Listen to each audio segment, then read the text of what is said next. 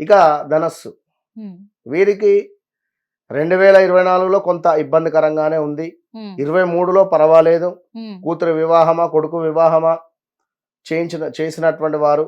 ఉమ్, so 24లో కొంత ఇబ్బందికరమైనటువంటి సంఘటనలు. ఉమ్, 25లో ఓకే, బట్ కొంత జాగ్రత్త. అర్ధాష్టమ శని పట్టబోతూ ఉన్నది.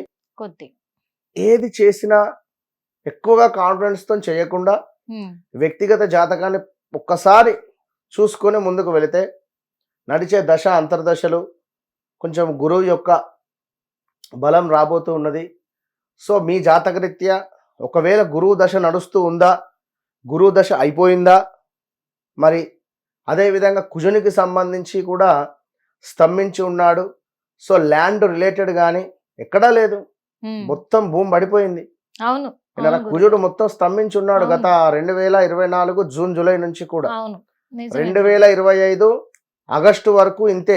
ఉమ్, ల్యాండ్ అమ్ముదామన్నా రేటు కొందామన్నా. రావటం లేదు, ఉమ్, కొందామన్నా ఎవరికి ఇంట్రెస్ట్ కలగడం లేదు. అవును. అందరికి మనీ మొత్తం ఇట్లా స్ట్రక్ అయిపోయింది. అవును అవును 100% 2025 జూన్ జూలై ఆగస్టు వరకు ఉమ్, కొంతమేర ఓపెన్ అవుతుంది. ఉమ్, కుజుడు ఎక్కడికి వెళ్ళకుండా ఒక దగ్గరనే కూర్చొని ఉన్నాడు పాపం ఆ కుజగ్రహము. సో 18 నెలలు కూడా సుమారుగా 14 నెలలు వీరికి మనీ స్ట్రక్కే. ఈ ఉమ్, ముఖ్యంగా తులారాశి, ఉమ్, వృశ్చిక రాశి, ఉమ్, ఈ 2 రాశుల వారు ఎక్కువగా ఇన్వెస్ట్మెంట్ చేసి ఉన్నారు.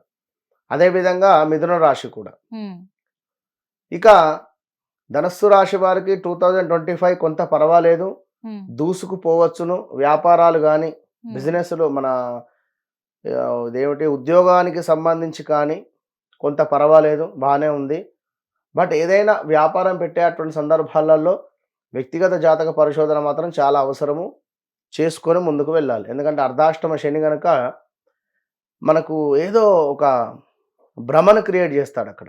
ఉమ్, సో ఐస్ క్రీమ్ చూస్తే అబ్బా అనిపిస్తుంది, ఒక 5 నిమిషాలు కరిగిపోతుంది అది. అవును సో అలాంటి సిచ్యువేషన్లో తప్పకుండా వ్యక్తిగత జాతకాన్ని చూసుకొనే ముందుకు వెళ్ళాలి.